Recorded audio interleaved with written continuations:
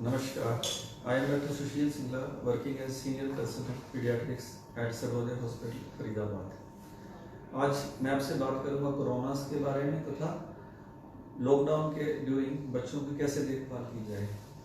Corona, जैसे कि आपने सुना, कोरोना, कोविड-19, सार्स CoV-2, ये सभी एक बीमारी के नाम हैं। कोरोना एक वायरल डिजीज है कि जो कि नॉर्मल भी सिंपल खांसी, जुकाम, बुखार, जिसको फ्लू कहते हैं, ये करता है। तो इस कोरोना में नया क्या है, इसीलिए इसको नोवेल कोरोना भी कहते हैं। नया ये है कि एक इसकी स्ट्रेन जेनेटिकली म्यूटेट होके डिफरेंटली बिहेव कर रही है बाकी से। Differently behave in the sense, एक तो इन्फेक्टिविटी ज़्यादा है, ये जल्दी स्प्रेड कर रहा है, और सेकेंडली सीरियसनेस ज़्यादा है इसकी, इसलिए इसकी इम्पोर्टेंस अलग से है। अब कोरोना किनको संक्रमित करता है, इन्फेक्ट करता है? कोरोना एक दिन के बच्चे से लेके और ओल्ड एज तक इन्फेक्ट करता है। परंतु इसमें एक अच्छी बात यह है कि जब अभी तक जो स्टडीज आई हैं, बच्चे इनसे कम इन्फेक्ट हुए तथा सीरियसनेस भी बड़ों के मुकाबले में कम रही है।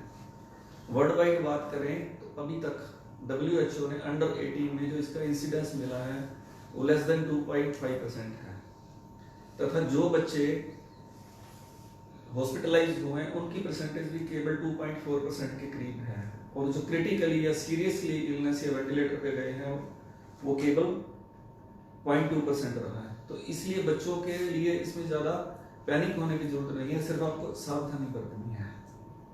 अब आपको कोरोना के लक्षणों के बारे में बताता हूँ ताकि आपको पता चले कि कोरोना कैसे पता चले कि कोरोना है। यदि किसी बच्चे को हाई ग्रेड फीवर है, 100.4 से ज़्यादा, खांसी है, जुकाम है, सांस लेने में कठिनाई होती है, तो ये लक्षण बड़ों में भी होते हैं, बच्चों में सेम रहते हैं। परंतु बच्चों में कभी कभी ऐसा भी देखा गया कि लूज मोशन, वॉमिटिंग और बुखार वाले बच्चे भी कोरोना पॉजिटिव मिले हैं, तो इनके ऊपर भी आपको ध्यान देना है। सेकेंडली, कभी कभी बच्चों के अंदर खांसी नहीं रहती, गला जो खराब होता है वो बता नहीं पाते, तो उसको कैसे पता चलेगा आपको? उसके लिए या तो बच्चे दूध पीना छोड़ जाते हैं या वॉमिटिंग करते हैं। तो वॉमिटिंग, दूध ना पीना, हाई ग्रेड फीवर, ये भी कोरोना के लक्षण हो सकते हैं। ऐसा मिलने पर आप तुरंत डॉक्टर की सलाह लें। तो कोरोना का प्रिवेंशन कैसे करना है बच्चों में? प्रिवेंशन के लिए जो बड़ों के लिए सोशल डिस्टेंसिंग तथा फ्रीक्वेंट हैंड वॉशिंग और मास्क लगाना है। और मास्क के अंदर आपको ध्यान ये रखना है कि सोशल डिस्टेंसिंग और मास्क आपस में सब्स्टिट्यूट नहीं है, एक दूसरे के एडिशन के लिए है। मास्क का जो कोरोना फैलता कैसे है? कोरोना फैलता है बड़े बड़े सांस के जो ड्रॉपलेट्स होते हैं उनके द्वारा या टच के द्वारा, जिनको कॉमेट्स कहते हैं। तो जब हम मास्क लगाते हैं, मास्क लगाने से मेरी प्रोटेक्शन तो 5-10% होगी, परंतु जो मैं दूसरों को स्प्रेड करता हूँ वो 95% बढ़ जाता है, इसीलिए सभी को मास्क लगाना जरूरी है।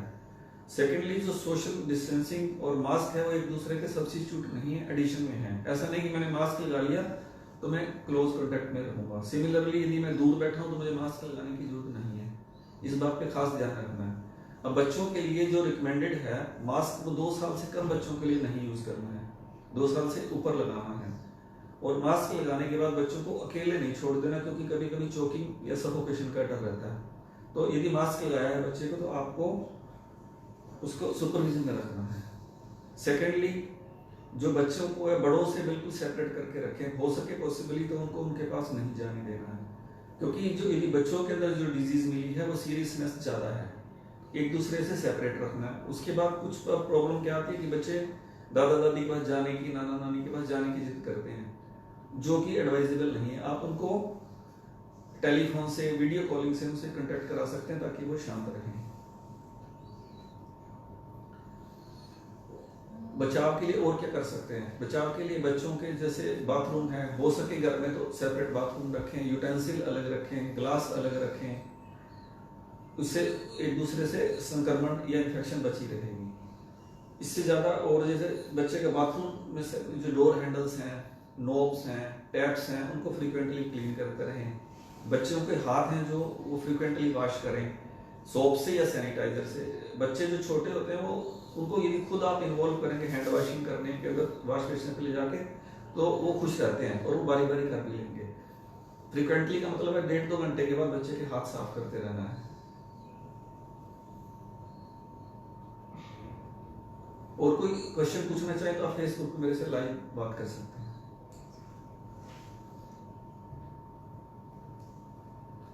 अब बच्चों इसके ट्रीटमेंट के बारे में कोरोना की बात कर लेते हैं। अभी तक वर्ल्ड वाइड स्टडीज के अंदर कोई भी स्पेसिफिक ट्रीटमेंट कोरोना वायरस का नहीं मिला है। जो बड़ों के अंदर अप्लाई होता है वही बच्चों में अप्लाई होता है। जो अभी तक जो हम ट्रीटमेंट कर रहे हैं वो सपोर्टिव है, जैसे बुखार है बुखार की दवाई देंगे, ऑक्सीजन की कमी आएगी, सांस में दिक्कत आएगी ऑक्सीजन लगाएंगे, उसके बावजूद इम्प्रूव नहीं करता तो वेंटिलेटर पर रखेंगे।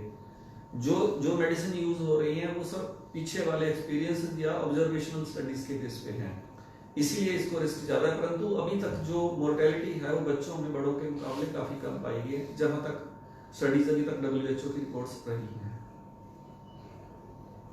Thank you. छोटा है।